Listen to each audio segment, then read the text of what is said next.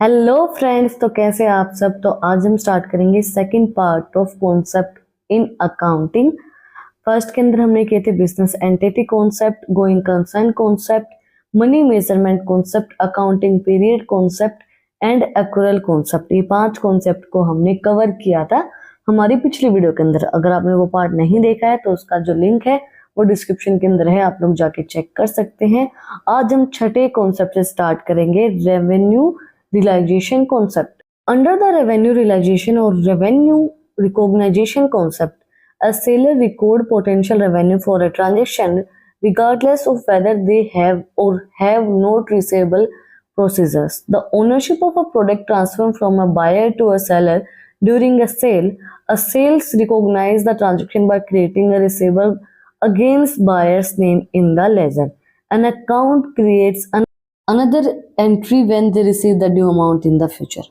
इसके बाद क्या है, रेवेन्यू रियलाइजेशन या रेवेन्यू रिकॉग्निशन का मतलब क्या होगा। सेलर है हमारे पास राम ने सेल की सामान गीता को 50,000 रुपए का। अब सेलर रिकॉर्ड करेगा वो सारा पोटेंशियल रेवेन्यू जो उसने ट्रांजेक्शन की है, चाहे वो उसको रिसीव हुआ है नहीं हुआ है, उससे इसका मतलब नहीं है। सबसे पहले वो क्या करेगा, रिकॉर्ड करेगा कि राम ने शाम को या गीता को 50,000 रुपए का सामान बेचा है।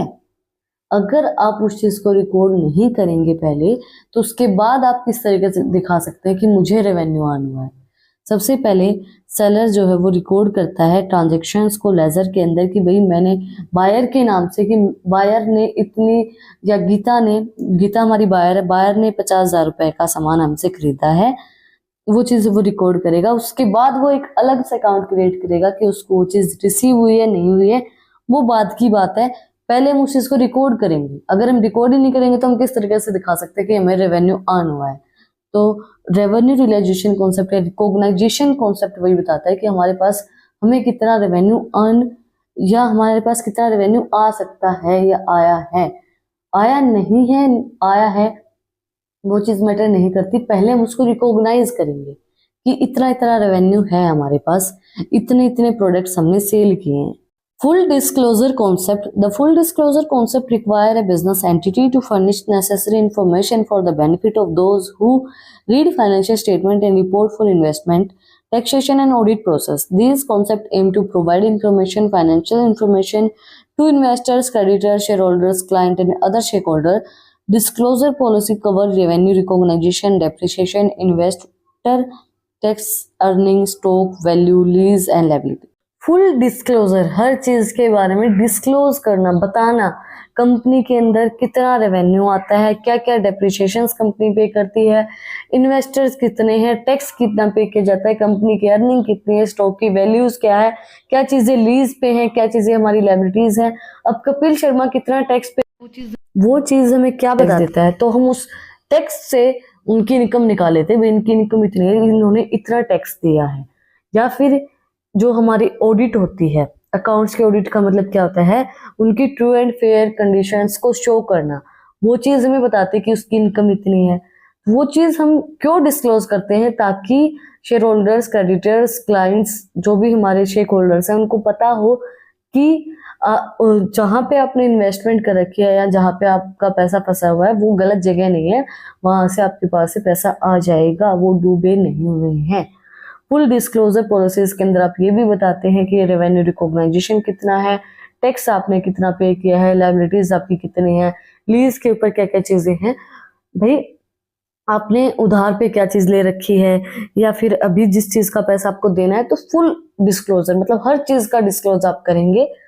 अगर आपकी हर कंपनी की बात का डिस्क्लोज होगा, फाइनेंशियल कंडीशन का, और उनको पता है कि भाई अभी आपकी इनकम इतनी है, ये कंपनी इतने प्रॉफिट के अंदर जा रही है, तो इन्वेस्टर्स भी उस चीज के अंदर पैसा लगाने के लिए मतलब इच्छुक होंगे कि भाई हम भी पैसा लगाते हैं, भाई ये कंपनी इतना प्रॉफिट कमा रही है, इतनी इनकी इनकम है। हमें टैक्स से पता चला कि इन्होंने इतना टैक्स दिया, मतलब इनकी इनकम देखो कितनी होगी। तो वो चीज होती है अकाउंट्स के अंदर, अकाउंटिंग के अंदर पूरे हर एक चीज का फुल्ली डिस्क्लोज किया जाता है।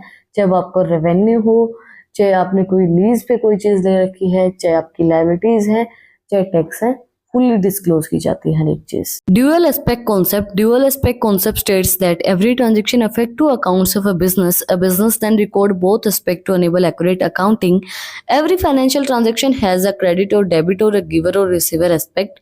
If any account process does not represent both, it may lead to fault in the financial accounting record.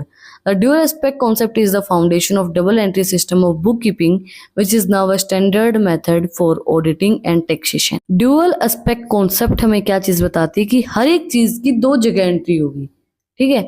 अगर आप दो जगह एंट्री नहीं करेंगे तो वो चीज गलत हो जाएगी। अगर कोई चीज डेबिट हो रही है तो वो क्रेडिट होगी, अगर कोई चीज क्रेडिट हो रही है तो वो डेबिट भी होगी। अब अगर कोई भी ट्रांजेक्शन हुई है, जैसे हमने बात की थी सेलर और बायर की, अगर किसी ने कोई प्रोडक्ट सेल किया है तो उसकी एक जगह एंट्री होगी। अब जो बायर है, बायर की एंट्री होगी, भाई उसने वो चीज बाय की है। अब अगर उससे वहां से हमें पैसा आया है तो इनकम रिसीव हुई है तो उसकी अलग जगह एंट्री होगी। अगर हम वो एंट्री नहीं करते हैं तो हमारे फाइनल अकाउंटिंग रिकॉर्ड के अंदर वो चीज गलत हो जाएगी।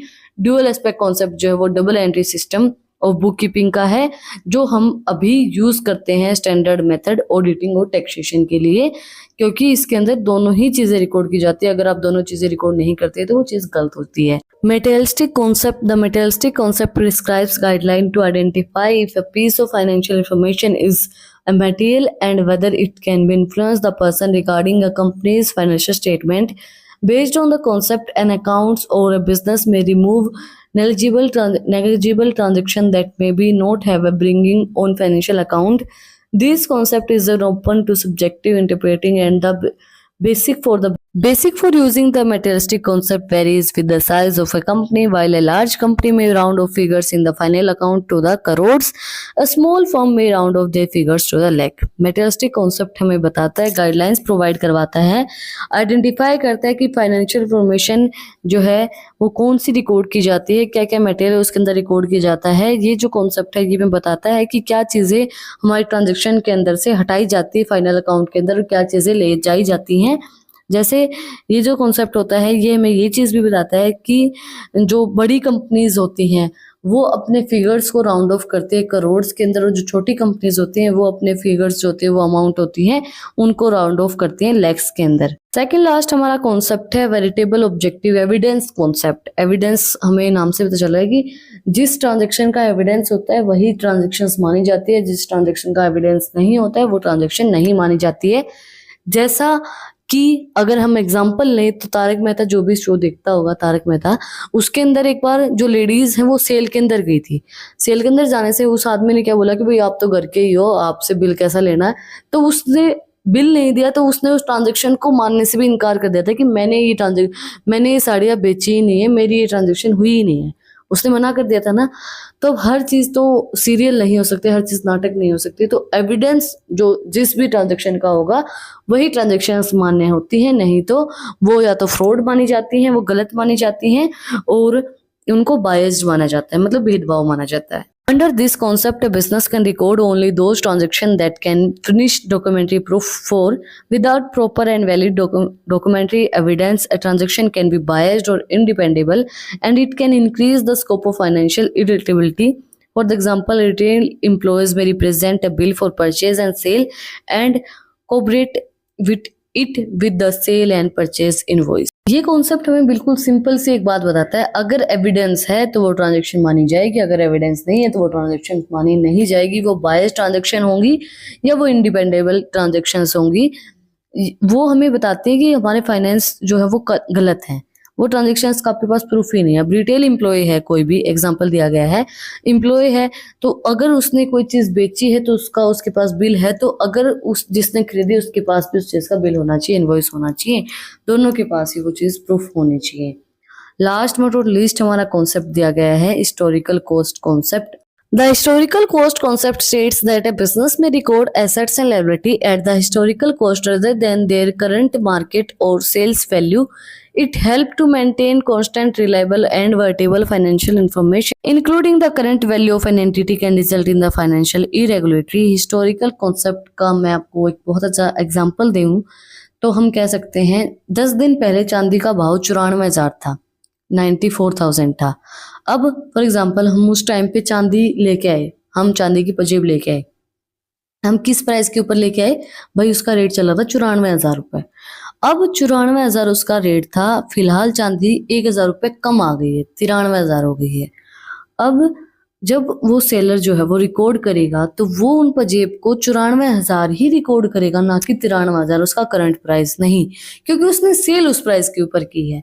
तो जब भी हम फाइनेंशियल ट्रांजेक्शन्स को रिकॉर्ड करते हैं तो हम उनको हिस्टोरिकल कॉस्ट के ऊपर रिकॉर्ड करते हैं, करंट मार्केट प्राइस के ऊपर उनको रिकॉर्ड नहीं करते हैं, क्योंकि अगर हम करंट मार्केट प्राइस के ऊपर रिकॉर्ड करेंगे तो वो हमारी फाइनेंशियल ट्रांजेक्शन्स गलत हो जाएंगी, वो फाइनेंशियल ट्रांजेक्शन हमारी वैलिड नहीं होंगी। इसी के साथ आज का जो हमारा टॉपिक है 11 इंपॉर्टेंट कॉन्सेप्ट इन अकाउंटिंग वो कंप्लीट हो गया है। अगर आपको आज की वीडियो पसंद आई तो आप लोग को पता ही क्या करना है, कमेंट सेक्शन में मुझे बताना है कि आपको वीडियो कैसी लगी। कोई भी डाउट है तो वो भी आप लोग कमेंट सेक्शन में मुझसे पूछ सकते हैं। और अगर आपने यहाँ तक वीडियो को देखा है तो प्लीज सब्सक्राइब के बटन पे एक मुक्का मार दो और बेल आइकन प्रेस करो, ताकि जो सबसे पहले अपडेट है वो आप लोगों के पास आए। और अगर आपको इन टॉपिक्स की पीडीएफ चाहिए तो टेलीग्राम चैनल का लिंक डिस्क्रिप्शन में है, वहां पर जाके आप मुझे सब्सक्राइब कर सकते हैं। और भी इंटरेस्टिंग रील्स को देखने के लिए इंस्टाग्राम चैनल का लिंक डिस्क्रिप्शन में है, वहां पर जाके आप मुझे फॉलो कर सकते हैं। फिर मिलते हैं एक नई वीडियो के साथ, एक नए टॉपिक के साथ। Like share and subscribe. Thank you for watching my video and enjoy your life.